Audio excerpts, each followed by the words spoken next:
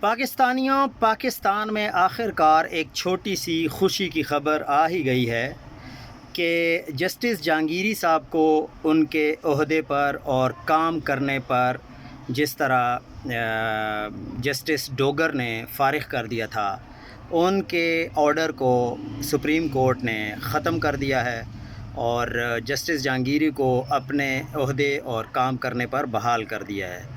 یہ 26ویں امینڈمنٹ کے بعد پہلا اچھا موقع ہے پاکستانی قوم کے لیے۔ جب آپ ڈٹ کے کھڑے ہو جاتے ہیں تو دیر آئے یا درست آئے، لیکن ایک نہ ایک وقت آتا ہے کہ آپ حق جیت جاتا ہے۔